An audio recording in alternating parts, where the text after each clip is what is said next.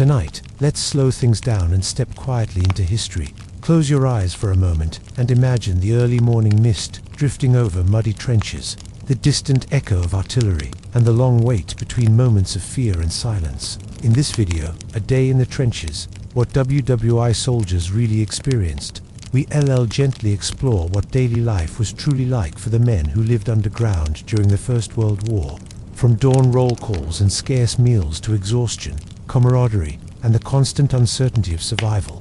If you enjoy calm, immersive history like this, please like the video, subscribe to the channel, and share your thoughts in the comments. I'd love to hear what part of history you'd like us to explore next. And when this video ends, be sure to check out our other quiet journeys through the past, waiting for you right here. This isn't a story of battles and dates, but of ordinary soldiers facing extraordinary conditions. The cold, the mud, the noise, and the small human moments that helped them endure. Perfect for listening, relaxing, and drifting into history. Now, get comfortable, and let's spend a night in the trenches together. I wake up before the sun, though I do not know exactly when. There is no clock here, there is only the cold. It slips into me slowly, like a quiet visitor who knows I will not argue. My fingers ache first, then my feet. The cold finds every gap in my coat, every weak place in my boots, and settles in like it plans to stay. Around me, the trench is still dark, not quiet. Exactly, it never is. Somewhere down the line, a man coughs the deep, wet kind of cough that sounds like it has lived in his chest for years. Another shifts his boots against the duckboards, wood creaking softly under mud and water. Far away, artillery murmurs to itself, low and steady, like thunder that never quite arrives. I do not sit up right away. I stay still for a moment, breathing slowly, letting myself remember where I am. The trench smells the same as it did yesterday. Damp earth, rotting wood, old smoke, unwashed wool that has been worn too long by too many men. It is not a sharp smell anymore. It is just the smell of life here. Someone nearby mutters something in his sleep. A name maybe, or a curse. It is hard to tell. Sleep does strange things to a man's mouth. There is no alarm to wake us. No bell, no whistle. You wake when your body decides it has had enough rest, or enough cold, or enough bad dreams. Most days, it is the cold. I pull my coat tighter and finally sit up. My joints protest like old men. I am not old, but my body does not seem to know that. It feels older here. Everything does. Above the trench, the sky is still black, but it is thinning. The darkness is not as heavy as it was a few hours ago. Dawn is on its way. That means stand too soon. That means rifles checked, eyes forward, waiting for something that may or may not come. I rub my hands together and breathe into them, hoping for warmth. It does not help much, but it gives me something to do. Keeping busy matters. It keeps the mind from wandering too far. I look around at the others, faces half seen in the dark. Men wrapped in coats, scarves, blankets, anything they could get their hands on. No one looks heroic. No one looks ready for anything. We look tired. We look like men who were woken too early for work they do not want to do. That is what we are. I do not think about ranks, or numbers, or maps. None of that matters here. In the dark, we are just men sharing a ditch, waiting for the day to start. I do not give myself a name in my head. Names belong to home. Here, I am just a body that breathes and waits. A faint light appears on the horizon, just enough to outline the top of the trench. The sandbags stacked like tired shoulders along the edge. The wire out there is still hidden, but I know it is waiting. It always is. The rule of the day settles into my mind, the same way it does every morning. Survive, wait, endure. Not in that order, maybe. The order changes depending on the hour. Someone strikes a match for a moment, shielding it with his hand. The flame flickers, then dies. No one says anything. We all know better than to light up now.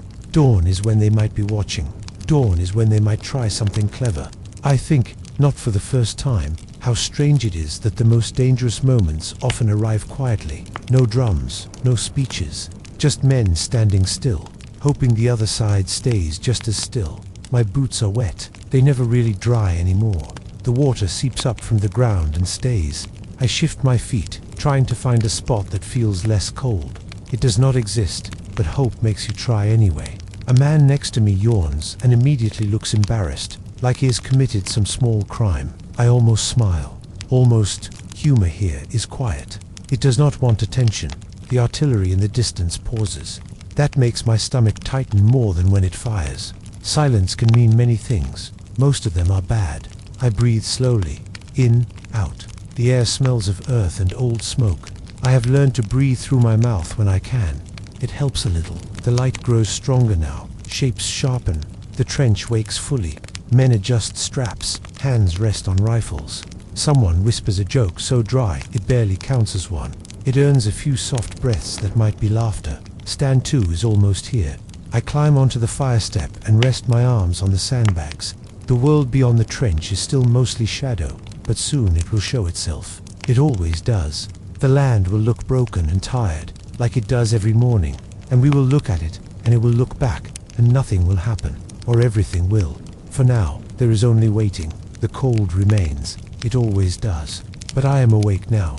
That is enough. Stand 2 begins without ceremony. No one announces it. We all just know. The light has reached that thin gray stage where shapes are clear enough to be dangerous. That is when we climb up, stretch stiff legs, and pretend we are ready.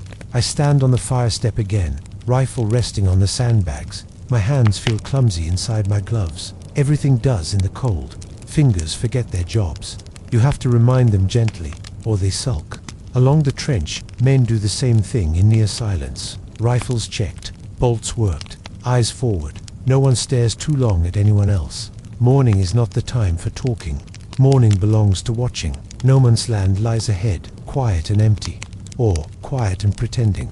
It is hard to tell the difference. The wire catches the early light and shines faintly, like it wants attention. I wish it would not do that.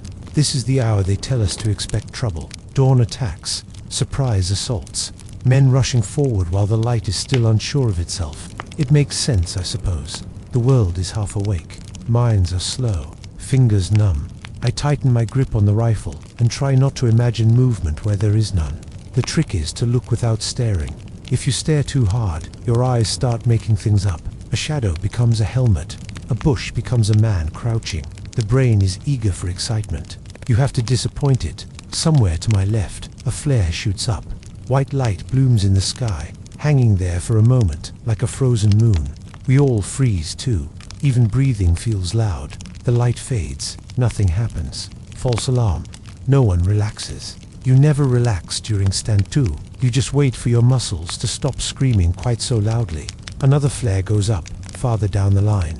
This one burns a little longer. I watch the ground closely, heart thudding in a slow, heavy way. Still nothing. Just mud and wire and holes where shells landed and never bothered to clean up after themselves. A man near me whispers every morning, like the flare personally offends him. I almost laugh. Almost minutes stretch. Time thickens. I lose track of how long I have been standing there. My legs shake a little, but I ignore it. If I start thinking about discomfort, it gets ideas. I rehearse things in my head without meaning to. If they come from the left, do this. If from straight ahead, do that. If there is shouting, stay calm. If there is gas, mask first, panic later. These thoughts loop gently, like a song I never asked to hear. Mostly, though I hope nothing happens. That is the real truth of it. I do not dream of bravery. I do not picture medals. I picture the sun rising fully, stand to ending, and being allowed to sit down. Another distant boom rolls across the land, far enough away not to worry us, close enough to remind us that someone, somewhere, is already having a worse morning. The light grows stronger. Colors return slowly. Brown mud, gray sandbags, dull green coats. The world looks tired, like it did not sleep well. A bird lands on the wire for a moment, tilts its head, then flies away. I wonder what it thinks this place is. Probably nothing good. My breath fogs in front of me. I focus on that. In, out. Small clouds appearing and vanishing. It is something I can control. That matters. Stand 2 always feels longer than it is. The body complains. The mind wanders. Fear comes and goes in little waves, never quite strong enough to drown you, never kind enough to leave you alone. A man a few steps down the trench shifts his weight and nearly slips. He catches himself and mutters something rude about the ground. The ground deserves it. We wait some more. Eventually, the moment passes. It always does. The sun clears the horizon fully. The shadows retreat. No whistles blow. No shouts carry across the field. No figures rise from the earth. Stand 2 ends the same way it began, Quietly, a few nods, rifles lowered, men climbing down from the fire step like workers leaving a job site. I feel my shoulders loosen without asking permission, only a little, enough to breathe easier. Someone says, "Looks like we're still alive," in a tone that suggests mild surprise. That earns a few soft chuckles. Humor here is practical. It does not waste energy. I lean back against the trench wall and roll my neck slowly. It cracks in an unpleasant way. I decide not to do that again. The fear does not vanish. It just changes shape. Morning fear becomes daytime waiting. But for now, the worst has not happened. That is something. I glance once more toward Noman's. It looks the same as it did before. Quiet, empty, patient. We have survived another too. That is all anyone can ask of a morning. Soon there will be breakfast, if you can call it that. Something warm, maybe. Something solid. Definitely not fresh. I look forward to it more than I should. For now, I sit. I rest my rifle beside me. I let my eyes close for just a second. The day has begun. With stand 2 over, the world feels slightly less sharp. Not safe, just less pointed. The sun is fully up now, though it does not feel warm. It rarely does. It simply reveals things. That seems to be its main job here. I look out over the top of the trench again, this time without gripping my rifle like it might run away. No man's land stretches between us and them, wide and uneven, like a bad memory someone tried to bury and failed. The light makes everything clearer, and clarity is not always a kindness. The ground is a mess of mud and scars. Shell craters overlap each other, like the land was punched again and again, until it stopped bothering to heal. Water sits in the holes, still and dark. Some reflect the sky. That almost makes them look peaceful, until you notice what lies beside them. Wire runs across the field in twisted lines, some of it sagging, some of it snapped and curled like dead vines. Pieces of equipment lie half buried, a helmet here, a pack there, things that once mattered to someone, things no one went back for. There are bodies too, a few close enough to see clearly, others farther out, reduced to shapes that the mind slowly learns not to focus on. They lie in strange positions, frozen mid-motion, running, crawling, reaching. I do not stare at them long. You learn where to rest your eyes. Looking too closely invites thoughts you cannot easily send away. Birds flit across the field, hopping along the wire, pecking at the ground. One lands near a crater and tilts its head, as if listening. I wonder what it hears. Probably nothing that troubles it. Birds are practical like that. It feels wrong, in a quiet way, that birds still come here.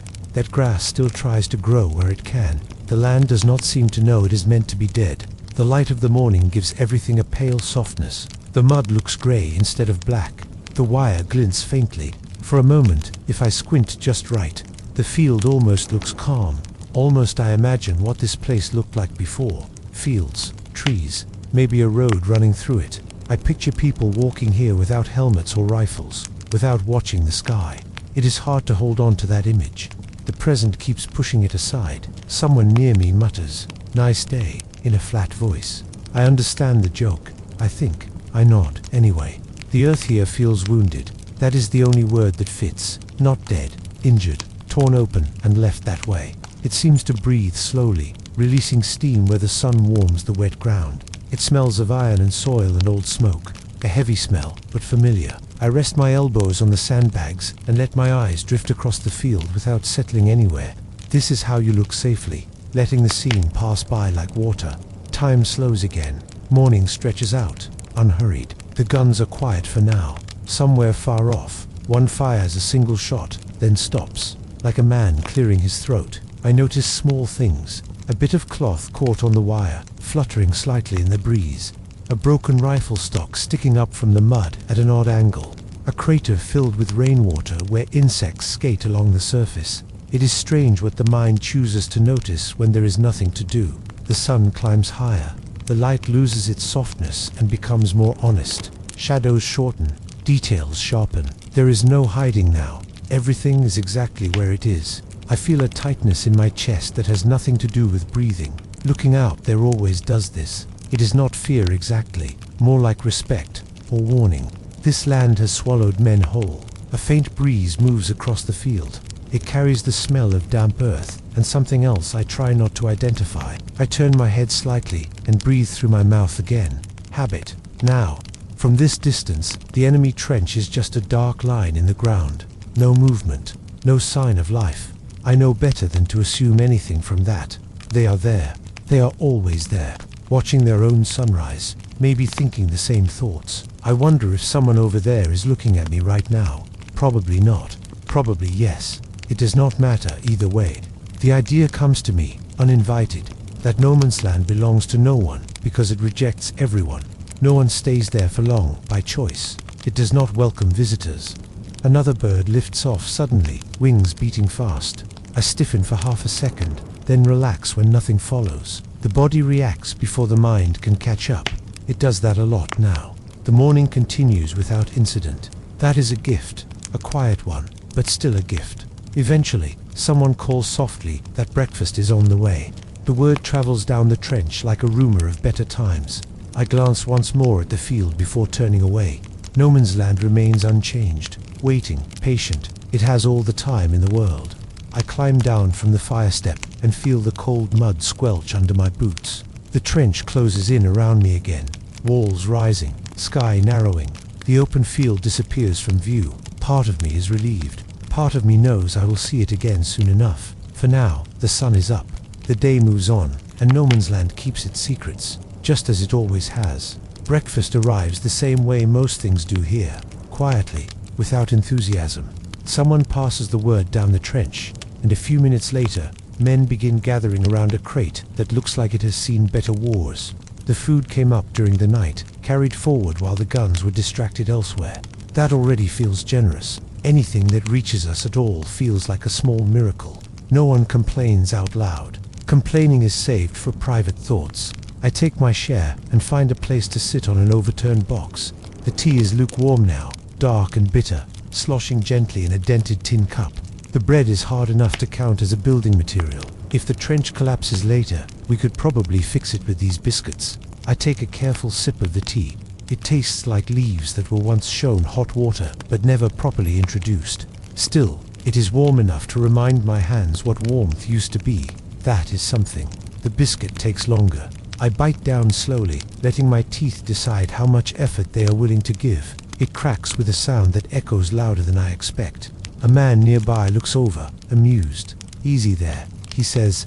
"You'll wake the enemy." I nod solemnly and chew. The biscuit does not seem offended. It was built for this. We eat without hurry. There is no rush. There is also no point in finishing quickly. Once it is gone, and the day stretches long ahead. Someone is lucky today. He has a thin scoop of stew, more liquid than solid, but it smells faintly of something that once lived. That makes it special. He guards it carefully, spoon moving slow and steady, like a ritual. Conversation drifts in and out. Nothing important. A joke about the weather. A complaint about boots. A rumor about being relieved soon, which no one fully believes and everyone hopes is true. Cigarettes appear. Smoke curls lazily upward, mixing with the morning air. I accept one when it is offered and light it carefully, shielding the flame. The first drag tastes sharp and familiar. It settles my nerves in a way nothing else quite manages. We sit close together, shoulders brushing. There is comfort in that. Not warmth exactly, but reassurance. Proof that you are not alone in this narrow strip of earth. I eat because it is time to eat, not because I am hungry. Hunger lives here permanently. It does not get louder or quieter. It just waits. Eating is more about keeping it polite. As I chew, my thoughts drift, as they often do during meals. Food has a way of opening doors in the mind. I think of kitchens, tables, plates that match, tea that is actually hot, bread that bends instead of shattering. I picture hands passing dishes back and forth, someone laughing, someone scolding gently, ordinary things, dangerous thoughts, maybe, but comforting ones too. The smell of tea brings a memory so clear it almost hurts. Steam rising from a cup at home. The sound of a spoon tapping porcelain. I blink and it fades, replaced by tin and mud and smoke. Someone nearby tells a story about a meal he once had that was so good it made him angry afterward, knowing he would never eat it again. We listened politely. It is a good story. Stories about food always are. The tea is gone quickly. The biscuit takes longer. I soften the last bit in my mouth, working at it patiently. There is no dignity in rushing food like this. A rat scurries along the trench wall a few feet away, bold as anything.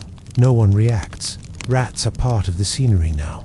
They live better than we do, truth be told. Plenty of scraps, plenty of places to hide. One man flicks a crumb toward it without looking. The rat accepts the offering and disappears. Fair exchange. I lean back and close my eyes for a moment, letting the smoke drift out of my lungs slowly. The trench hums with low conversation, clinking cups, the sound of wrappers being folded and tucked away. It is almost peaceful. Almost. Breakfast ends the way it began. Quietly, cups are passed back, crates are closed. Men drift off to their places again, wiping hands on sleeves, adjusting straps. The hunger stays. It always does. But it is quieter now, like it has been acknowledged and agrees to wait. I stand and stretch carefully. My back protests. I ignore it. Complaints do not get answers here. As I move away, I glance once more at the empty cup in my hand before returning it. It looks small, insignificant, but it carried something warm once, and that matters. Food here is not about pleasure. It is about memory, about routine, about reminding yourself that the body still needs ordinary things, even in an extraordinary place. The day moves on. Breakfast fades into the past, joining all the other small meals that blur together.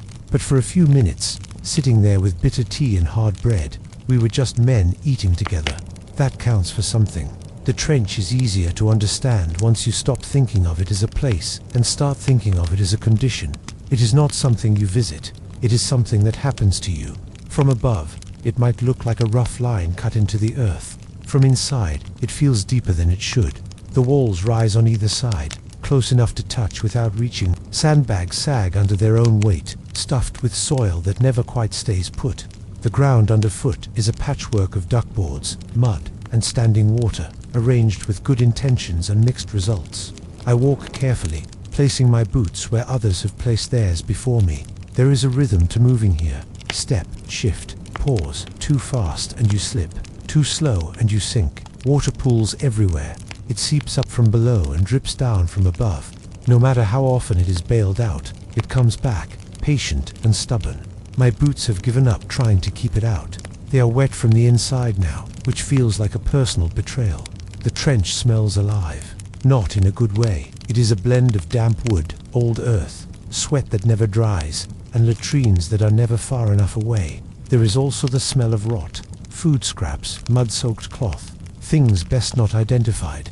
After a while, the nose gives up and accepts it all as one single smell called here. The walls are never finished. They crumble constantly, sloughing off small avalanches of dirt and clay. You learn to listen for the sound of it shifting. A soft slide means trouble. A sharp crack means move now. We shore them up when we can. Boards, sandbags, anything that might convince the earth to behave. It listens for a while, then it forgets. I pass a dugout entrance, low and narrow. Inside, a man sits on a crate, writing a letter with his knees pulled up close. A candle flickers beside him, casting shadows that make the space look smaller than it already is. He does not look up as I pass.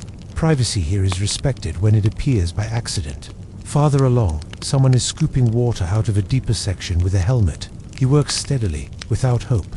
He knows the water will be back by evening. He does it anyway. Rats dart along the edges, bold and well-fed. They do not flinch when we pass anymore. One sits on a beam and watches me with bright eyes, whiskers twitching. It looks comfortable. I envy it a little. At night, they are worse. You feel them then, running across boots, scratching in the walls, sometimes climbing. The first time it happens, you panic. After that, you just sigh and adjust your blanket. Everyone here has made some kind of peace with rats, even if it is an angry one. Lice are harder to ignore. They live in the seams of clothing, thriving in the warmth. The itching never really stops. You scratch until the skin burns, then scratch some more. Lice inspections are held now and then, but it feels more symbolic than effective. The lice always win in the end. The trench narrows in places, widening in others, depending on how recently it has been repaired or collapsed. In some spots, the ground rises so high you have to duck. In others, the walls slump outward, creating little pockets where men gather to talk or smoke. I stop at one of these pockets and lean against the wall. The earth is cold and damp through my coat. I do not mind. I have stopped expecting comfort from surfaces. Overhead, the trench zigzags to break the line of fire. It means more walking, more turning, but fewer straight shots. Everything here is a compromise between effort and survival. The latrine is nearby. I can tell by the smell. It is a shallow pit with a plank across it, shielded by a bit of canvas that pretends to offer privacy. No one lingers there longer than necessary. Dignity is rationed carefully. I move on, passing stacks of ammunition boxes, coils of wire, and tools leaned against the wall. Shovels, picks, things meant for building, mostly used for repair. The trench hums softly with life. Low voices, boots shifting, the occasional cough. It is not silence, it is endurance made audible. I pause to adjust my pack and feel the itch between my shoulders flare up again. I scratch carefully, knowing it will not help, but doing it anyway. Small rebellions matter. Looking around, I realize how normal this all feels now. The smell, the damp, the narrowness. A few months ago, it would have seemed unbearable. Now, it is just the way things are. That realization unsettles me more than the trench itself. I think of graves sometimes when I walk here. The way the walls close in, the way the earth presses close, the way light becomes a thin strip above your head. It is not a pleasant thought, but it is a quiet one. The trench does not threaten, it simply contains. A man passes me carrying a stack of sandbags nearly as tall as he is. He nods without stopping. I nod back. This counts as a conversation. In one section, the duckboards have shifted, tilting at an angle that sends water flowing into a deeper pool. I step around it carefully. Someone slipped there yesterday and went down hard. He laughed about it afterward, but his knees swelled up like a melon. He limps now. Injuries like that are common. Cuts, sprains, bruises. No one reports them unless they have to. Getting sent back sounds nice, until you realize it often means something much worse. I reach my usual spot and settle in, resting my back against the wall. The trench wraps around me, close and familiar. It is not safe, it is not kind, but it is known. Acceptance comes quietly here. You do not decide to accept things. You just wake up one day and realize you already have. The trench is not just a place where we stand and wait. It shapes us. It narrows our thoughts. It teaches patience in a way nothing else can. It takes away choices and replaces them with habits. Living here feels like being held by the earth, not gently, but firmly, like it is making sure you do not forget where you belong. I pull my coat tighter and shift my weight, finding a position that hurts slightly less than the others. The itch fades into the background. The smell becomes familiar again. This is the trench. It is ugly. It is uncomfortable. It is alive. And for now, it is home. Mail arrives without ceremony, just like everything else. There is no trumpet, no announcement. A runner appears in the trench, boots muddy, breath short, and hands over a small bundle of envelopes that looks slightly tired from the journey. The mood changes immediately. Not loudly, just enough to notice. Men straighten a little, talking fades. Even the trench seems to listen. Names are called one by one. Some are mispronounced. Some are repeated because no one answers the first time. A few names are not called at all. That part is noticed too, even if no one says anything. When my name comes, I take the envelope carefully, like it might break if handled roughly. The paper is creased and smudged, corners softened by many hands. It smells faintly of home. Or maybe that is my imagination, doing what it does best. I do not open it right away. I never do. There is a moment you want to stretch, like standing at the edge of cold water before stepping in. Once you read it, the words are gone. This moment, before, is still full of promise. I move to a quieter corner of the trench and sit on an empty ammunition box. The wood is damp. Everything is damp. I ignore it. Around me, other men are doing the same. Heads bent, hands careful, faces softer than they usually are. Even the ones who pretend not to care are pretending badly. I open the envelope slowly. Inside is a letter folded neatly, handwriting familiar enough to make my chest tighten. The letters lean slightly to the right. They always have. I read slowly, very slowly. I have learned not to rush. Each sentence is given time to settle. The news is small, on purpose, whether someone fixing a fence, someone else catching a cold and recovering. Ordinary things, described carefully, like fragile objects. No one writes about fear. No one writes about how quiet the house feels at night. They ask if I am warm enough. That question makes me smile in spite of myself. I picture trying to explain the trench cold in a way that would not worry them. It cannot be done, so I will not try. I read the letter again from the start. Then once more, slower still. I memorize phrases, certain words, the way a sentence ends. These things matter. They are supplies, like food or ammunition. You ration them carefully. A man nearby laughs softly at something he reads, then quickly folds his letter like he has been caught doing something private. Another stares at his paper for a long time without moving. I do not know if he is reading or remembering. Some men read letters out loud to others who did not receive one today. That happens sometimes. Shared news becomes less heavy, but today, most keep their letters to themselves. I think about how far this piece of paper has traveled. Through trains, wagons, muddy roads, hands that did not know me. It survived shells and rain and mistakes. It made it here. That feels important. I reach into my pocket and pull out a pencil stub and a scrap of paper. Writing back takes effort.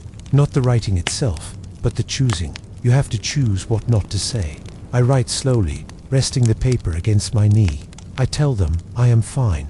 That is a flexible word.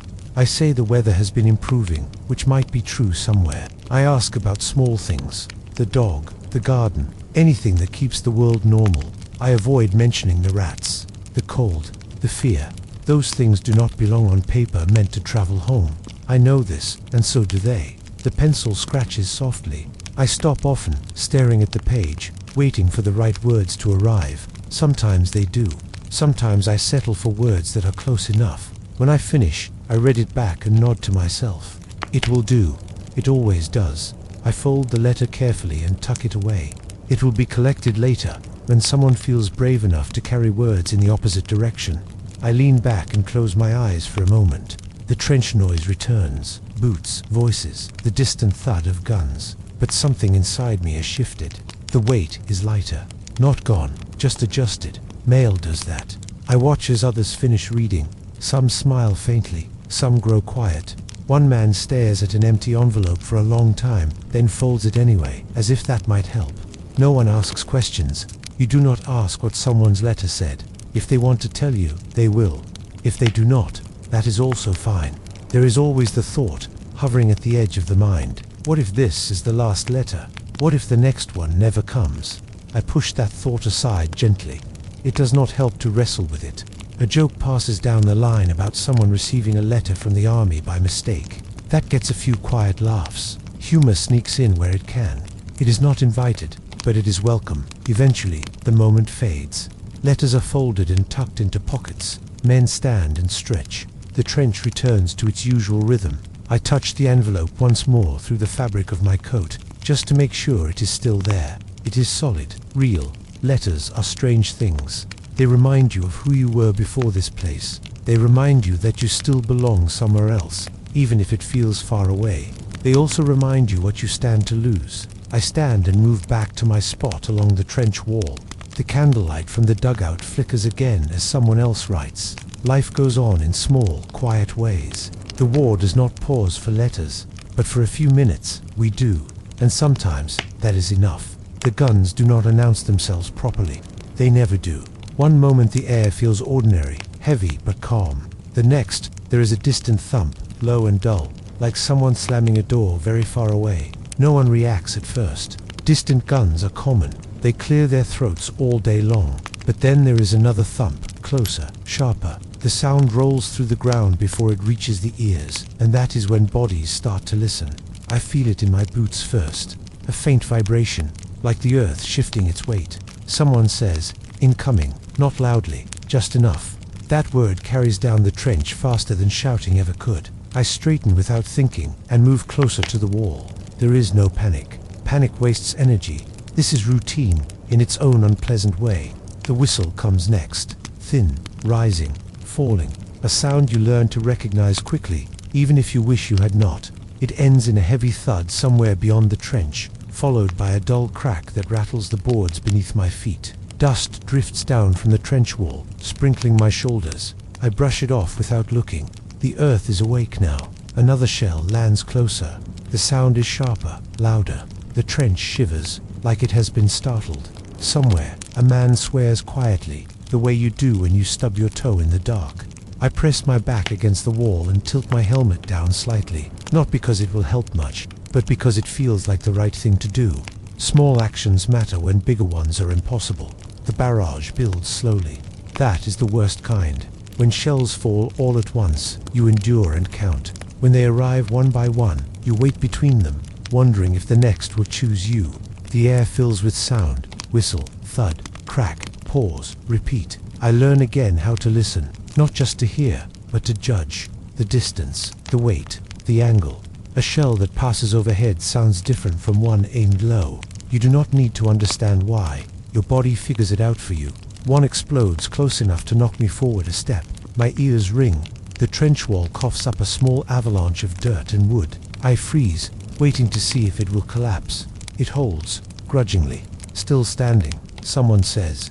He sounds mildly surprised. I breathe out slowly, then in again. My heart is working harder than necessary. I tell it to calm down. It ignores me. Time stretches strangely during shelling. Seconds feel thick. Minutes blur together. The mind shrinks to simple thoughts. Here, now, breathe. I think about how strange it is that the sky can fall without ever touching you. The shells come from above, screaming through the air, but the danger feels like it comes from the ground, from below, from the walls that might give way. Another explosion, closer. The ground jumps, then settles. My teeth click together.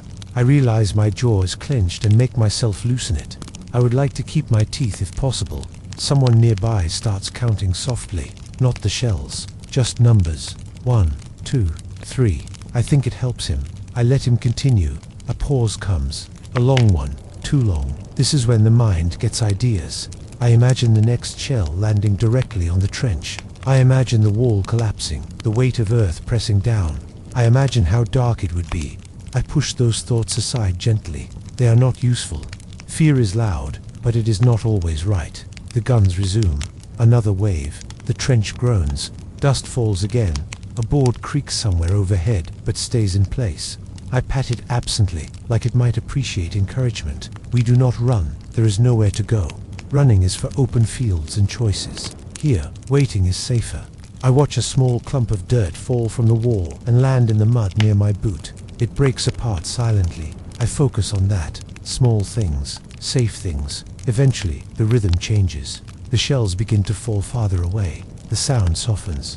The earth relaxes, just a little. We do not move yet. You never trust the first quiet. Quiet can be a trick. Another minute passes, then another. No whistle, no thud. Someone exhales loudly, like he has been holding his breath the whole time. Maybe he has. All right, someone else says. That's enough excitement for one morning. A few dry laughs ripple through the trench. Not loud, just enough to prove we are still here. I straighten slowly, rolling my shoulders. They ache in a deep, tired way. My ears still ring, but the sound fades gradually, like a tide pulling back. We check on each other without fuss. Nods, brief glances. Everyone accounted for. A man down the line has a cut on his cheek from flying dirt. He wipes it with his sleeve and shrugs. The relief that comes after shelling is strange. It is not joy. It is more like gratitude mixed with exhaustion. The feeling of having been missed by something large and careless. I sit down carefully and lean against the trench wall. It feels solid enough. For now, the guns are quiet again. Not silent, just distant. The sky returns to its pale blue, innocent as ever. I look up at it for a moment and wonder how something so calm can be responsible for so much noise. The trench settles back into itself. Men move. Someone lights a cigarette with shaking hands and pretends not to notice. Life resumes its narrow path. The barrage is over. For now, I know better than to think it means anything. The guns will speak again when they feel like it. They always do. For the moment, though, the sky has finished falling, and we are still here. The warning does not come from the sky this time. It comes from a voice. Gas. The word moves fast. Faster than shell warnings. Faster than fear usually does. It passes from mouth to mouth, down the trench, carried by urgency more than sound. Gas. I do not ask questions. No one does. Hands move on their own, reaching for masks that hang ready at the chest or hip. Fingers feel clumsy again, thick with cold and sudden need. The straps tangle briefly, like they always do, and for one irritating second, my hands forget how buckles work. I tell them firmly, this is not the time. The mask comes up and over my head. Rubber presses against my face. The straps pull tight. The world narrows instantly. Sound dulls. Breath grows loud and close, like someone else breathing inside my skull. I inhale through the filter. The air tastes wrong. Not bad, exactly, just unfamiliar. It carries a sharp edge that sits at the back of the throat and refuses to move. Around me, men are doing the same. masks snapping into place, eyes wide behind round lenses that distort faces into something slightly unreal. We look at each other, checking quickly, making sure everyone has managed it in time. Someone has trouble. His straps twist. Another man grabs them and pulls, helping without a word. That is how things are done here. Fast, quiet, effective. The trench goes still. There is no explosion, no thunder, just waiting. Gas moves differently than shells. It does not announce itself with noise. It drifts, it settles, it takes its time. That makes it feel personal, like it is choosing where to go. I breathe slowly through the mask, careful not to rush. Panic steals air, and air matters now more than ever. Each breath sounds loud and wet inside the rubber. In, out, in. My goggles fog slightly at the edges. I blink and wipe them with my glove, smearing instead of clearing. Good enough. I can still see shapes. A faint smell creeps in, sharp and unpleasant, like something burned and spoiled at the same time. My eyes sting even behind the lenses. A dull pressure builds behind them, like the start of a headache. We stay pressed against the trench walls, keeping low. Gas likes low places. It pools where the air is still. The trench is perfect for it. This is not lost on any of us. Minutes stretch. No one speaks. Talking wastes breath. Listening feels useless. There is nothing to hear. The mask presses hard against my face. My jaw aches. I swallow and feel the rubber shift slightly. That makes my heart jump, and I adjust the seal carefully, checking with my fingers. The fear here is different from shelling fear. Shells are fast. Gas is patient. It waits for mistakes. I think, briefly, about how strange it is that the most dangerous thing right now is the air itself. The one thing you cannot stop needing. A man down the trench coughs inside his mask. The sound echoes strangely, muffled and wrong. Someone puts a hand on his arm, steadying him. The coughing stops. I focus on breathing evenly. Counting helps. Not numbers this time, just breaths. Each one feels like an achievement. The smell grows stronger for a moment, then fades slightly. Or maybe my nose is giving up. It is hard to tell. My skin prickles. Sweat forms under my helmet, trapped and useless. The mask grows warm. The air inside feels thick, recycled. I fight the urge to pull it off for just one clean breath. That urge is dangerous. I ignore it. Time loses its shape again. It might be minutes. It might be longer. Gas does not care how long you wait. Finally, a signal comes down the line. A quiet call, repeated carefully. All clear. We do not move right away. You never trust the first all clear. We wait, breathing slowly, listening for a correction that does not come. All clear. This time men begin to relax. Not much, just enough. I reach up and loosen the mask slightly, then pause. Another breath first. One more for safety. Then I lift it away from my face. The air rushes in, cold and sharp and ordinary. I breathe deeply, greedily, and then immediately regret it as my throat burns slightly. I cough once, softly, then stop myself. Around me, men remove their masks and blink hard, eyes watering. Faces reappear, pale and damp. Someone wipes his face with his sleeve and laughs quietly. Well, he says, that was refreshing. A few men chuckle. It feels good to make sound again. We hang the masks back where they belong, careful and practiced. Fingers still shake a little. That is allowed. Someone offers a cigarette and is immediately told off by 3 others at once. He shrugs and puts it away. The air needs time to forgive us. The trench slowly comes back to life. Voices return. Boots shift. The ordinary noises feel louder than before. I sit down and rest my back against the wall, mask still warm in my hands. My heart slows gradually, like it has remembered how to. The smell lingers faintly, or maybe it is memory clinging to the air. My eyes sting a little. My lungs feel tight but workable. Good enough. We check each other again. Quiet nods. Everyone seems present. No one lying down longer than necessary. That matters. Gas attacks are meant to scare as much as harm. They succeed at both. But like everything else here, they end. That is the important part. I take another deep breath of ordinary air and let it out slowly. The trench smells the same as before. Mud, smoke, sweat. Home, in its own way. The danger has passed, at least for now. It always comes back, but that is not a thought for this moment. For this moment, we breathe. And that is enough. After the gas clears and the masks are put away, the day settles into its most familiar shape. Nothing happens. Or rather, nothing that anyone would bother to write about. This is the part people forget when they talk about war. The waiting. The hours that stretch thin and wide, filled with small sounds and smaller thoughts. Midday arrives without announcement.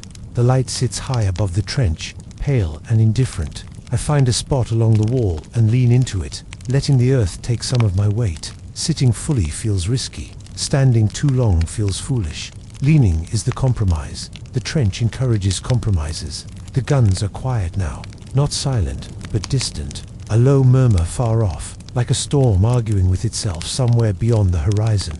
Close enough to be remembered, far enough to be ignored. Men settle into their routines. Someone cleans his rifle slowly, even though it was cleaned yesterday.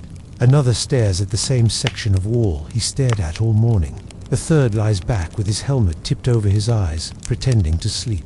No one questions it. Rest is taken where it can be found. I watch the mud near my boots. There is a shallow pool there, hardly bigger than a plate. The water is still, reflecting a slice of sky. An insect lands on the surface and skates across it, light and quick. It leaves no mark. I envy that. Time moves differently in the lull. It does not march, it drifts. Minutes slip past unnoticed, then suddenly feel very long when you check for them. I let my thoughts wander, carefully. You learn where it is safe for them to go. They drift back to childhood first. That happens often. Simple memories. Walking somewhere without thinking about it. Lying on grass and watching clouds without checking the sky for danger. Being bored in a way that was harmless. I remember being told to hurry up, to stop daydreaming. The irony is not lost on me. Someone down the trench hums quietly. Not a tune I recognize, just a low sound to fill the air. It blends with the background noise until I am not sure when it stops. I think about home again, not sharply this time, just gently. A kitchen table, a window open to let air in, the sound of dishes being moved. These thoughts no longer hurt as much as they used to. They have softened around the edges. The body grows heavy during these hours, not tired exactly, more like weighed down by stillness. Muscles cool, joints stiffen. I roll my shoulders slowly and stretch my fingers one by one. A man nearby scratches at his sleeve and mutters something about lice. Another nods in agreement, as if lice require group acknowledgement. Someone says, if nothing happens soon, I might have to start enjoying this. That earns a few quiet snorts. Enjoyment is a dangerous word. I close my eyes for a moment. Just a moment. I tell myself I am only resting them. The trench continues around me. Sounds drift in and out. Boots shifting. A cough. A distant bang that does not matter. With my eyes closed, time loosens further. Thoughts wander without much direction. Old mistakes surface. Things said too quickly. Things not said at all. The mind likes to sort through these during quiet hours, as if organizing a drawer that will never be opened again. I let the thoughts pass without stopping them. They seem less demanding that way. The sun moves overhead. I can tell by the change in light along the trench wall. Shadows shorten, then shift. The day inches forward, whether we pay attention or not. Someone passes carrying water cans. They slosh softly, sounding heavier than they are. He pauses to rest, sets them down, then picks them up again with a sigh. Fatigue duty will come later. For now, everyone moves slowly. Hunger returns, polite but persistent. It reminds me that breakfast was some time ago. I ignore it. Hunger can wait. It always does. I stare at the same stretch of mud again, noticing cracks and patterns I had not seen before. There is a shape that looks like a crooked map. I trace it with my eyes until it loses meaning. The lull has a strange comfort to it. Nothing is expected of you except to exist. No decisions, no movement, just presence. That is not to say fear leaves entirely. It does not. It settles deeper, quieter, like a cat that has found a warm place and decided to stay. You feel it, but it does not demand attention. A distant whistle drifts on the air. Not a shell, a train maybe, or something else far away. Life continuing where it can. I think about time before the war. How days were divided into useful parts. Morning, afternoon, evening. Here, the day is more like one long stretch of waiting, broken up by moments of noise. The lull makes those moments feel unreal when they come, like interruptions rather than events. A man nearby opens a tin and eats slowly, savoring whatever it is like it might vanish. Another writes something in a small notebook, pausing often, chewing on the end of his pencil. I wonder what he writes. Maybe names, maybe thoughts, maybe nothing important at all. I adjust my position and feel a small ache in my lower back protest. I shift again until it quiets. Comfort here is temporary and must be renegotiated often. The trench smells warmer now, the sun drawing out dampness and old odors. It is not pleasant, but it is familiar. Familiar things feel safer, even when they are not. A fly buzzes near my ear. I wave it away lazily. It returns. I wave again. This continues for some time. Neither of us wins. The lull stretches on. This is the longest part of the day, even if the clock would argue otherwise. There is nothing to measure time against, so it feels endless. I open my eyes fully and look around. Faces look softer now, slackened by boredom and heat. Helmets are tipped back, jackets loosened slightly. The trench breathes. In moments like this, the war feels far away, not gone, just distant, like a storm that has paused to gather itself.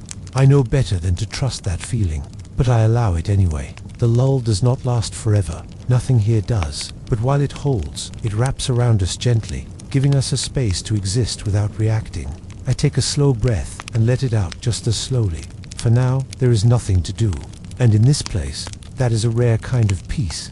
The order comes quietly, passed along the trench like a suggestion rather than a command. Repairs, fatigue, duty, the kind of work that keeps you alive without ever making you feel heroic. There is no trumpet for this, no sense of occasion. Just men shifting their weight, picking up tools, and accepting that the trench will not hold itself together. I take a shovel that has seen better days. The handle is smooth where many hands have held it. The blade is chipped, edges rounded by stubborn earth. It feels heavier than it should. Or maybe my arms feel lighter than they used to.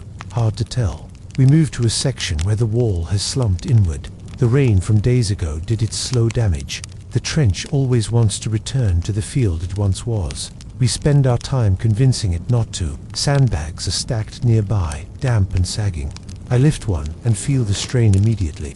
The weight settles into my shoulders, down my back, into my legs. My body complains, but quietly. It knows better by now. We work in small teams. One man shovels, another holds the bag, a third stacks. There is a rhythm to it. Lift, hold, drop, step back, repeat. The work warms you quickly. Jackets come off. Sleeves are rolled. Sweat gathers along the spine and under the helmet. The cold of the morning feels like it belonged to another day. Someone mutters about joining the army to see the world and ending up fixing holes in France. Someone else replies that at least the holes are consistent. This earns a brief smile. Humor here is like that. Short, dry, over before it settles. I shovel earth and think about nothing at all. The movement takes over. Muscles pull. Breath deepens. Thoughts shrank down to the size of the task in front of me. Dirt spills over my boots. I do not bother brushing it away. Everything ends up muddy eventually. A section of duckboard has shifted. Two men lift it together, grunting softly, and slide it back into place. The wood creaks but holds. That is good enough. Fatigue duty dulls fear in a way nothing else does. There is no room for imagination when your arms are busy and your back is bent. The war shrinks to the width of a shovel blade. A shell lands far off. We pause for half a second. It does not come closer. We resume. Someone drops a sandbag and it bursts, spilling wet earth everywhere. He swears under his breath, then laughs at himself. Another bag replaces it. No one makes a fuss. My hands ache. Blisters threaten under the skin. I ignore them. Pain here is rarely urgent. It can wait. The trench slowly looks better, straighter, stronger. A small improvement, but visible. There is a quiet pride in that. We built this safety with our own tired arms. I straighten for a moment and feel my back protest sharply. I wince, then bend again. Standing fully feels like tempting fate. Water is passed around. I take a sip and taste metal and something else I cannot name. It is cool enough to be welcome. Sweat dries quickly when I pause, leaving a chill behind. I pull my jacket back on and keep working. Stopping too long makes it harder to start again. We carry wire next, long coils that snag and bite if handled poorly. I take care, though care is a relative thing here. The wire scrapes my gloves and catches at my sleeve. It leaves a thin line on my skin. I do not look at it closely. The work goes on. Time loses its edges again, but differently than in the lull. This is active time. It passes faster, even as it drains you. Someone nearby hums again, the same low sound as earlier. It seems to help him keep pace. A rat darts past. bold as ever, weaving through boots without apology. No one reacts. He belongs here as much as we do. I drive a stake into the ground and feel the vibration run up my arms. The wood sinks in reluctantly. The earth does not like being told what to do. A man beside me pauses, breathing hard. I offer to take the next load. He nods, grateful but not embarrassed. Fatigue is shared openly here. Small injuries happen quietly. A finger pinched, a knee knocked, a scrape ignored. No one stops for them. They are added to the collection. The sun shifts again. I notice it only because the light along the trench wall changes. Shadows lengthen just slightly. The trench now looks ready. Not comfortable, not safe, but better than before. It might hold when it needs to. That is all we ask of it. The order comes to stop. Not sharply, just a nod. Tools are set aside. Men lean where they can and let their arms hang heavy. I feel the tiredness settle in fully now. A deep, honest exhaustion that reaches the bones. My hands tremble faintly when I try to still them. There is a quiet satisfaction in the work done. We kept the wall standing. We fixed what tried to fall apart. Today, that is enough. Someone wipes his face and leaves a streak of mud across his cheek. No one tells him. It feels unnecessary. We move back into position, slower now. Every step reminds me that my legs exist. I welcome the reminder. It means they still work. As I lean against the wall again, the trench feels different. Familiar, but slightly improved. A thing shaped by effort. The fatigue dulls everything else. Thoughts slow. Worries lose their sharp edges. Even fear seems tired. I take a deep breath and let it out slowly. The day has moved forward without asking permission. And for a while at least, the trench holds. After fatigue duty, the trench settles again. Not into rest exactly, but into something close to it. Muscles are tired. Thoughts are slower. This is when watching begins. I take my turn with the periscope. It is a simple thing, scratched and dulled from use. I lift it carefully, slow enough not to draw attention.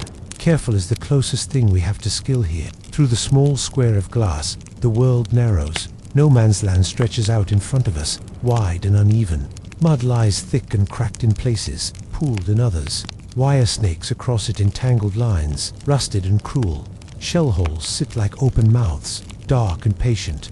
I scan slowly, left to right, the way I was taught, not searching for movement exactly, searching for change, anything new, anything wrong. At first, I see nothing.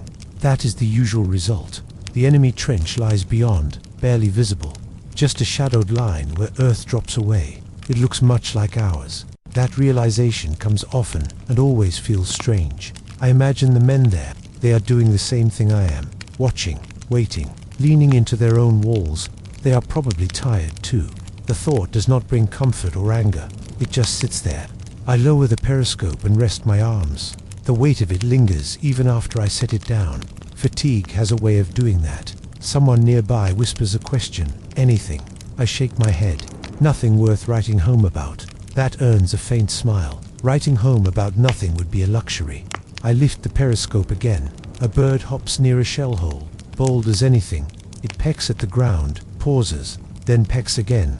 It seems unconcerned by the history beneath its feet. I wonder if birds notice trenches, or if they just see shapes and shadows, the way they always have. The enemy remains still, or perhaps they are simply better at being still. Watching the enemy is less about seeing them and more about imagining them. The mind fills in the gaps easily. Faces appear where there are none, movements where there is only wind.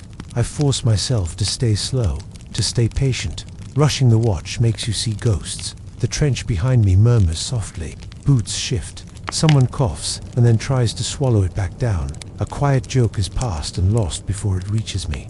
I lower the periscope again and hand it off. My turn is done for now. I lean against the wall and think about the men across the line again. They have families too. Letters waiting or not waiting. Bodies that ache in the same places. We are told not to think about that. It makes things complicated. But complications come whether you invite them or not. There is a strange intimacy in this kind of watching. You share the same sky, the same weather, the same long hours where nothing happens. The war feels less like a clash and more like a standoff between mirrors. A distant shot cracks, sharp and sudden. Not close enough to matter, not far enough to ignore. We pause instinctively, then relax when nothing follows. Someone mutters, "Show off." No one asks who he means. I take another look through the periscope when it comes back to me. The light has shifted again. Shadows grow longer in the shell holes. Details sharpen, then blur. For a moment, I think I see movement near the wire. My breath catches. I watch more closely. It is just fabric, a torn scrap caught on the metal, fluttering gently. I let my breath out slowly. False alarms are tiring in their own way. I imagine the enemy doing the same thing, watching some harmless movement and feeling that same brief tightening in the chest. There is no hatred in that moment, just shared nerves. I rest my forehead against the cool earth of the trench wall. It smells damp and old, solid, real. The war, when reduced to this, feels almost abstract. Two lines of men separated by mud and orders, staring at each other without seeing. I wonder what would happen if we stopped watching. If everyone looked away at once, the thought does not go far. It has nowhere to land.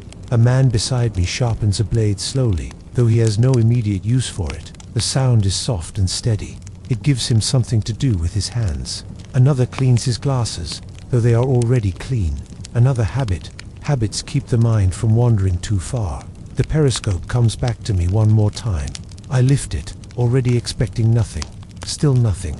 I lower it again and feel oddly grateful. As the afternoon wears on, watching becomes less active, less searching, more holding space, being ready. The enemy fades into an idea again rather than a presence. That is when the war feels most imposed. Something placed between us by people who are not here. Something we maintain without fully understanding why. I think about how easily this could have been different. Different timing, different place, a different set of choices made by strangers. Instead, here we are, watching each other breathe. A sound carries across the field. Laughter, faint and brief. It might be the wind playing tricks, or it might not. No one comments on it. Evening approaches. I can feel it in the way the air cools slightly, in the way the trench seems to pull inward. Watching will become harder soon. Darkness changes everything. For now, though, we remain in this shared pause. This quiet understanding that the men across the way are much like us. Not enemies in the way stories prefer. Just participants in the same long waiting. I take one last look through the periscope before passing it on. The land remains still, scarred, silent, patient. I lower it gently and step back. Watching the enemy ends without conclusion. It never really concludes. It just pauses, like everything else here, waiting for night. Evening arrives quietly at first, like it is unsure whether it is welcome. The light shifts without warning. One moment the trench walls look flat and ordinary. The next, they seem deeper, heavier, as shadows stretch and cling.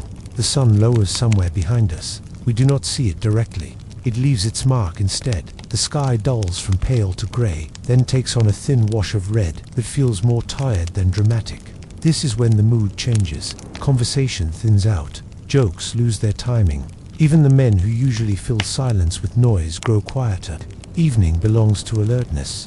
I adjust my gear without thinking about it. Straps checked, helmet settled, rifle brought a little closer. These movements are automatic now, learned without remembering the lesson. The trench seems to narrow as the light fades. Corners feel sharper. The air cools quickly, slipping under collars and into sleeves. The warmth from fatigue duty is gone, leaving behind a dull ache. Someone mutters, "Here it comes," though nothing has happened yet.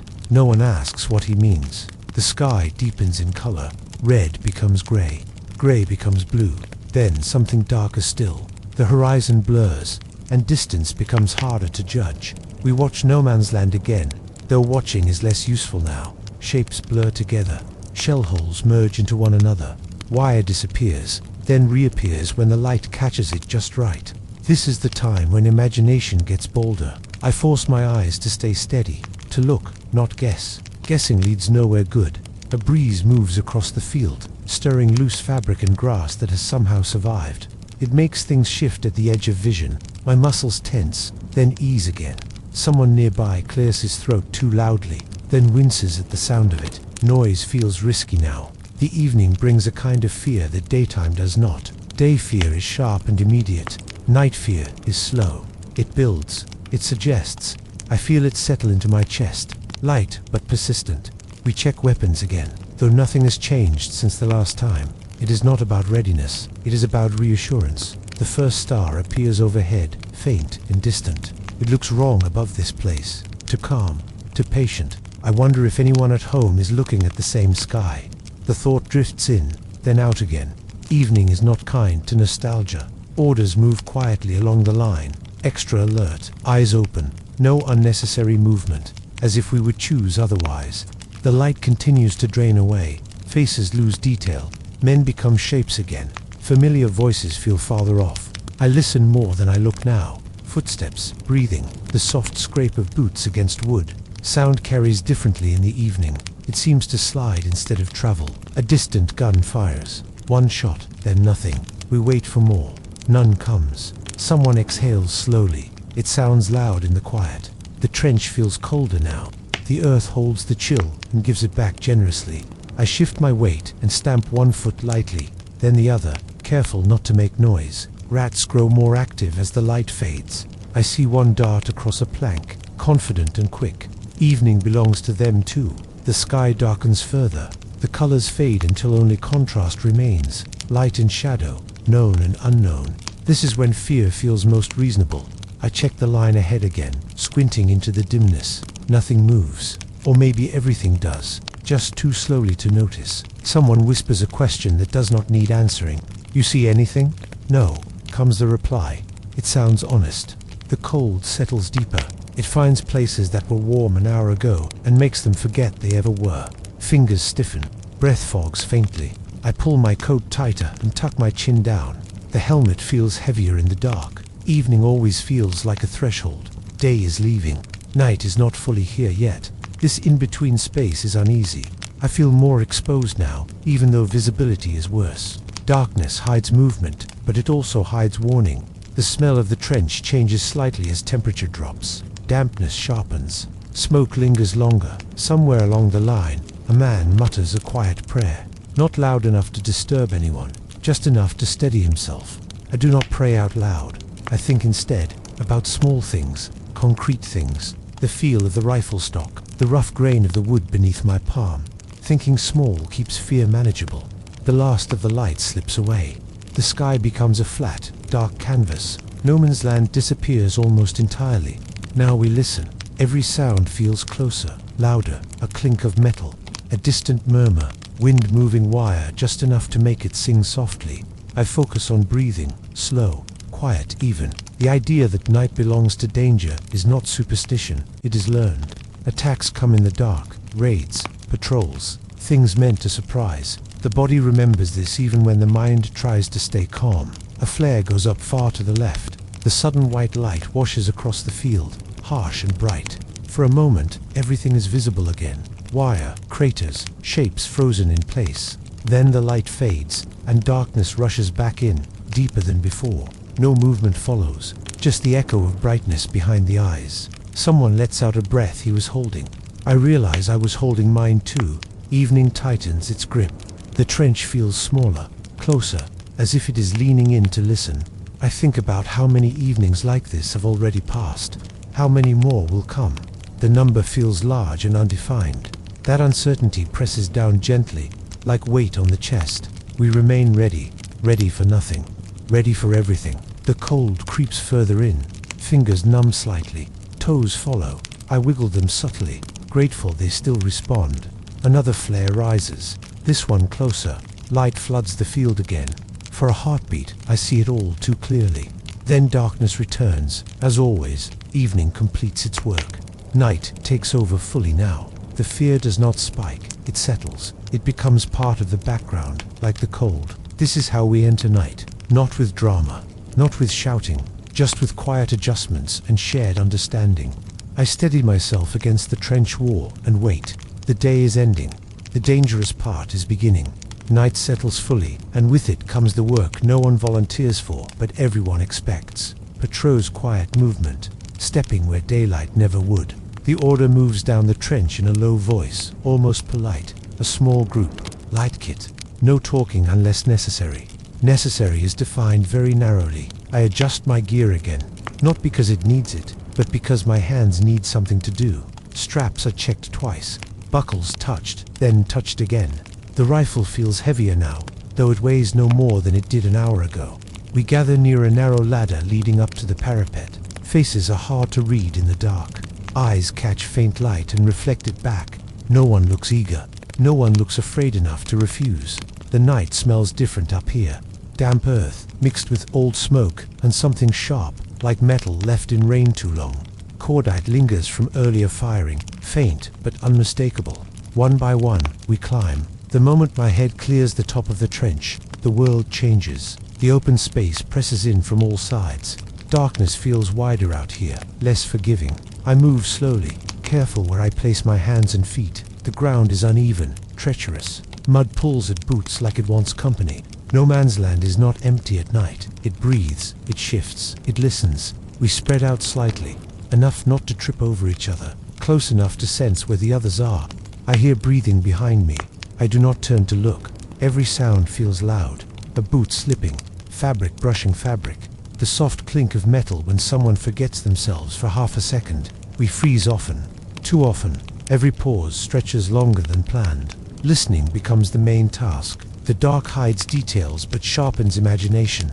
Shapes suggest movement. Shadows feel deliberate.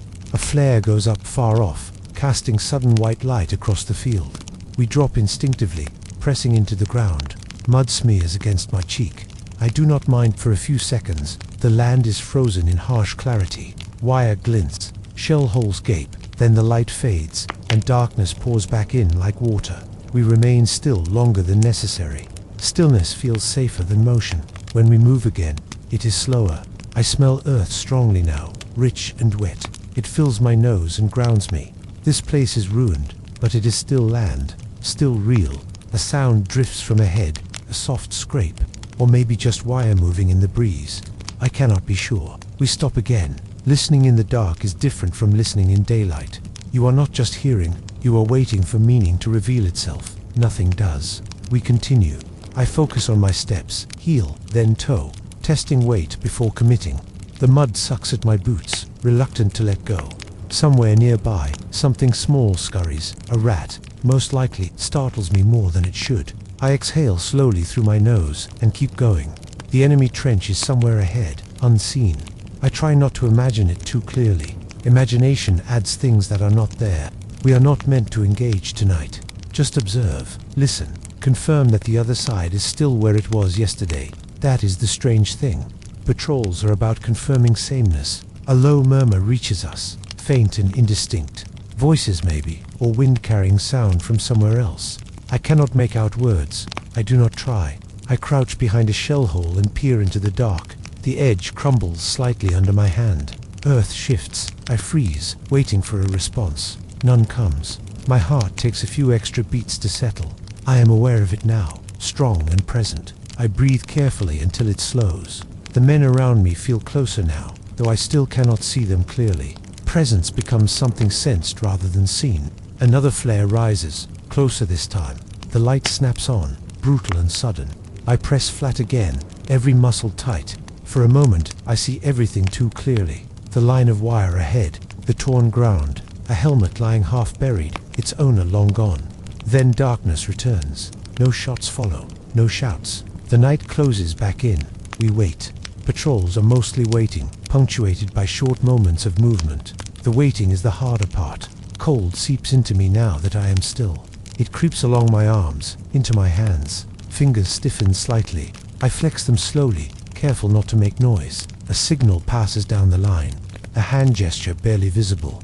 Time to turn back. Relief is immediate and quiet. No one smiles. We simply accept it and begin the careful process of retreat. Moving back feels different. Familiar ground is still dangerous, but it holds fewer surprises. Or so we tell ourselves. I retrace my steps, placing my boots into the same impressions I left before. The mud has already softened them, but the memory remains. The trench looms ahead eventually, a darker shape against darkness. The ladder waits, silent and narrow. One by one, we slip back over the parapet and down into relative safety. The walls close in again, and I welcome them. The trench smells familiar now, enclosed, lived in.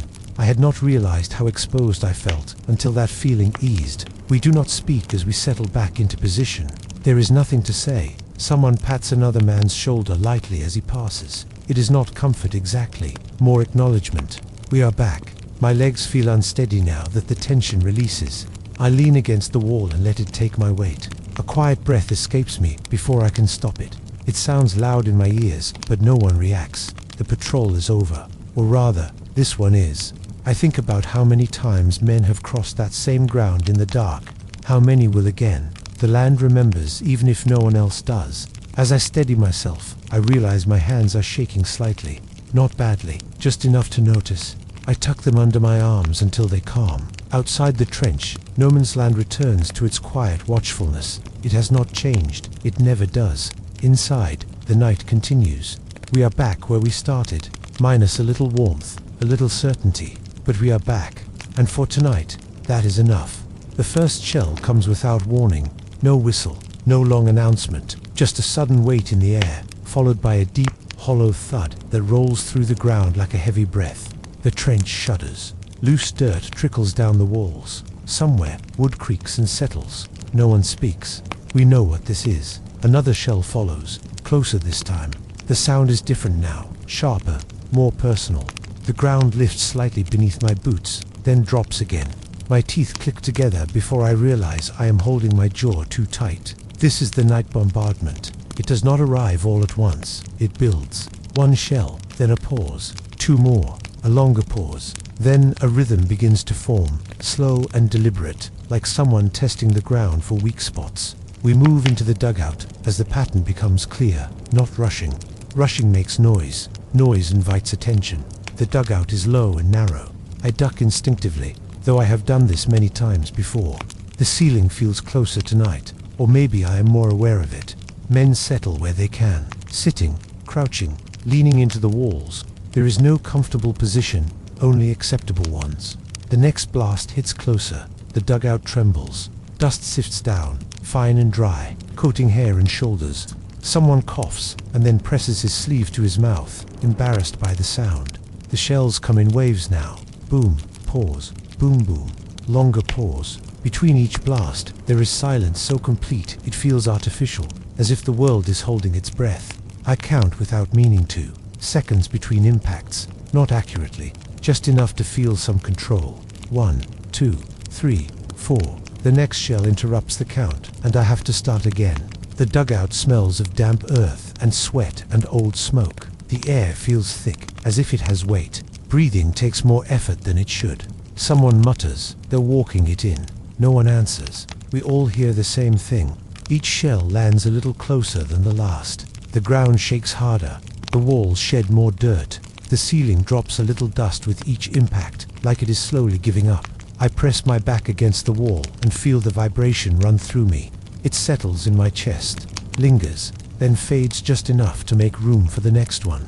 The rhythm becomes almost steady now, a grim sort of music, heavy percussion played by someone who does not care who is listening. I try to relax my shoulders. Tension makes the shaking worse, or at least it feels like it does. Someone nearby starts counting 2, quietly. He stops when a shell lands too close and breaks the pattern. Another man chuckles softly after a particularly loud blast. It is not humor, it is release. No one looks at him oddly. The bombardment goes on. Minutes stretch, or maybe it is hours. Time behaves strangely under shellfire. It compresses, it loops, it forgets itself. I think about sleep, absurdly, about lying down somewhere quiet, about silence so deep it presses back. Another shell hits, closer still. The dugout shakes hard enough that I reach out and brace myself against the wall. Someone whispers a curse. Someone else whispers a name. Someone says nothing at all. I count again, slowly, carefully. 1, 2, 3. The blast comes on 3 this time. I flinch despite myself. Dust falls heavier now. It coats my tongue. Grit settles between my teeth. I swallow and taste earth. The bombardment pauses suddenly. The silence afterward is loud. My ears ring faintly. We wait. No one moves. Pauses are dangerous. Pauses mean adjustment. The next wave starts without warning. Louder, faster. The shells land in quicker succession now, overlapping slightly. The ground barely has time to settle between them. The dugout groans. Wood creaks. The walls hold, but only just. I imagine them giving way. I imagine the weight of earth pressing down. I push the thought aside. Imagination is not helpful right now. Someone starts tapping a finger against his knee. unconsciously matching the rhythm of the shells. He stops when he realizes he is doing it. The bombardment becomes almost hypnotic. The mind narrows. Fear smooths out into something flatter, easier to hold. Boom, shake, pause, boom. I find myself thinking small thoughts, practical ones. If the ceiling falls, duck forward, cover the head, keep breathing. The idea of tomorrow feels distant, abstract. Another pause, longer this time. We do not relax. We have learned better. Then the shells resume, but farther away now. The sound shifts, duller, less sharp. The ground still shakes, but not as violently. Someone lets out a slow breath. Someone else whispers, "That's it." It is hopeful, but cautious. The barrage continues, but it is moving on. The rhythm stretches out. The pauses grow longer. The impacts feel farther off. I realize my hands are clenched into fists. I open them slowly. My fingers ache as they straighten. The final shell lands somewhere distant. The sound rolls across the field and fades without replacement. Silence returns, thick and uncertain. We wait longer than necessary. The night has taught us patience. Eventually, someone shifts. Someone else clears his throat softly. The dugout exhales as one. I lean my head back against the wall and close my eyes. Just for a moment, the aftershocks still hummed faintly through my body. Outside, the trench will be torn and reshaped again. Tomorrow will bring repairs. It always does. Inside, we sit with the quiet that follows violence. It feels fragile, borrowed. Someone says, very softly, "Well, that was lively." A few breathy laughs follow. The tension loosens slightly. We begin to settle, not to sleep, exactly, but to rest where we can. Helmets tipped back, backs pressed into earth, knees drawn up. The bombardment has passed. For now, I breathe slowly and let the silence settle. My ears still ring faintly, like the echo of a bell struck too hard. The night continues. Somewhere out there, guns cool and crews adjust, and orders change hands. In here, we sit in the aftermath, counting ourselves quietly, still here. For this night, that is enough. After the guns fall quiet, the night feels wider. The silence is not empty. It hums softly, like something large breathing at a distance. We do not move much at first. The dugout holds us close, and no one is eager to break the stillness. The bombardment leaves a residue in the body, a faint trembling that takes time to fade. Eventually, we shift, slowly, carefully, as if the noise might wake again if disturbed. I settle against the trench wall, knees bent, boots still on. No one undresses here. Sleep, when it comes dressed for interruption. The earth behind me is cool and firm. It smells familiar now, comforting, in a way that would be hard to explain to anyone who has not lived inside it. Someone nearby yawns and then seems embarrassed by it. No one minds. The night air moves gently along the trench, carrying faint smells of smoke and damp wood. Somewhere far off, a single gun fires. It does not start anything. It just reminds us where we are. I close my eyes, not to sleep yet, but to rest them. The darkness behind the lids is softer than the darkness outside. Thoughts arrive quietly. I think about the day just past, how it began in cold and ended in noise, how much of it was spent waiting, how little of it would be remembered by anyone else. Survival feels less like victory and more like accumulation. One day added to another, weight stacking slowly. I think about chance, how it plays favorites without explanation, a step taken or not taken, a shell landing 10 yards one way or the other, small margins deciding everything. It is strange how quickly the mind accepts this, how normal it becomes. I think about the men around me. Their breathing settles into uneven rhythms. Someone murmurs in his sleep, a word I cannot make out. Another shifts and resettles, searching for comfort. I wonder how many of us will be here tomorrow night. The thought arrives without emotion, then drifts away again. Emotion would take too much energy. The war feels close and far at the same time now. The danger is still there, but it has loosened its grip for the moment. I let my shoulders relax slightly. The muscles protest, then give in. Sleep in the trench is not deep. It is more like floating near the surface. You drift, but never fully sink. I think about home again, but differently now. Less sharp, more distant. A place that exists somewhere else, untouched by this night.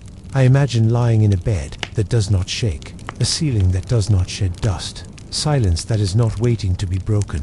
The thought makes me smile faintly in the dark. I do not chase it further. Someone stirs and whispers, "You good?" The question is quiet and casual. "Yeah," I whisper back. The word feels sufficient. Time stretches again, but gently this time. The night wraps around us like a blanket that is thin but better than nothing.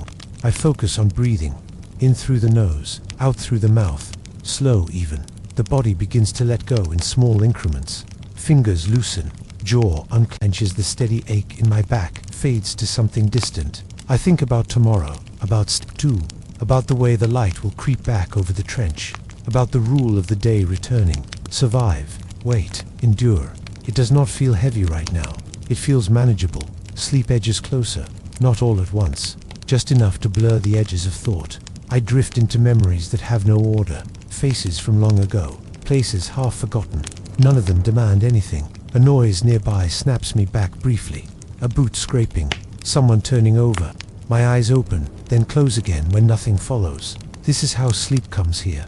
In fragments, in stolen minutes. I think about how many nights like this the war has already claimed. How many men have lain in the dark with the same thoughts, the same quiet calculations. The thought does not overwhelm me. It settles like a shared understanding.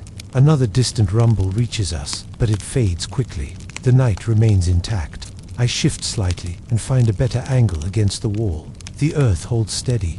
My thoughts slow further. Words lose their shape.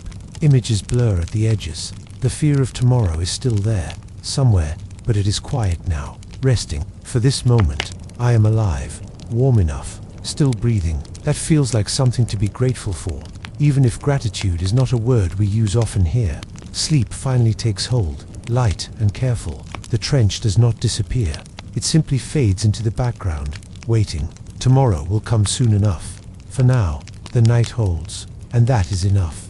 Something changes before I wake fully. Not a sound, not a movement, just a shift. The kind the body notices before the mind does. The darkness thins. I open my eyes and see the faintest gray pressing against the edges of night. Dawn is coming back, slow and patient, as if it has all the time in the world. My body feels heavy. Sleep clings to me in pieces. My back aches where it pressed against the trench wall. My neck is stiff. My boots are still on. Everything is as it was. Breath fogs faintly in the cold air. Night has not let go yet. Around me, men stir one by one. Quiet movement. A shoulder shifting. A helmet nudged back into place. No one speaks. Morning does not need words. The trench looks different at this hour. Softer somehow. Edges blurred by low light. The scars are still there, but they are less sharp. I sit up slowly and feel the weight of the day settle back onto me. Not all at once. Just enough to be noticed. Someone checks the time and gives a small nod. Stand too soon. The rule returns with the light. Survive. Wait. Endure. I rub my hands together and blow into them, trying to coax warmth back into my fingers. They respond reluctantly. The cold always gets the first word in the morning. The sky continues to lighten. Grey turns to pale blue. Shapes reappear. The trench walls regain their definition. The world sharpens. A bird calls somewhere beyond the wire. One clear note, then another. It sounds out of place. Or maybe it sounds exactly right. We move into position again, slow and practiced. Rifles ready, eyes forward, bodies awake, but minds still half wrapped in sleep. No man's land emerges from the dark, piece by piece. Mud, craters, wire, all still where they were yesterday. Nothing has changed. That realization brings a strange comfort. The enemy trench becomes visible again, a familiar line across the field. Quiet, waiting, just like us. I rest my weight on the fire step and look out across the land. Morning light settles over everything evenly. It does not choose sides. This is the moment people imagine when they think of war. The dawn, the tension, the possibility of attack. Sometimes they are right. Often, nothing happens. We stand and wait, alert but still. The cold creeps up from the ground again, fresh and sharp. I shift my feet slightly, careful not to draw attention. A flare does not rise, a shot does not come. Minutes pass, the light strengthens, colors return slowly. Brown mud, rusted wire, faded fabric caught where it should not be. The day takes its shape. I realize, with a dull sort of clarity, that today will be much like yesterday. There will be waiting, work fear in small doses, long stretches of nothing. There may be shelling, there may be patrols, there may be letters, or not. The future remains undefined, as always. Someone beside me mutters, "Still here." It is not a boast, just a statement. I nod slightly, though he may not see it. Stand 2 ends without incident. The tension eases by degrees, not all at once. Shoulders lower, breaths deepen. The day officially begins. Breakfast will come soon, or something like it. There will be repairs to check, positions to rotate, time to fill. The trench resumes its slow, steady rhythm. I step down from the fire step and lean against the wall again, letting it support me. The earth feels cool and solid at my back.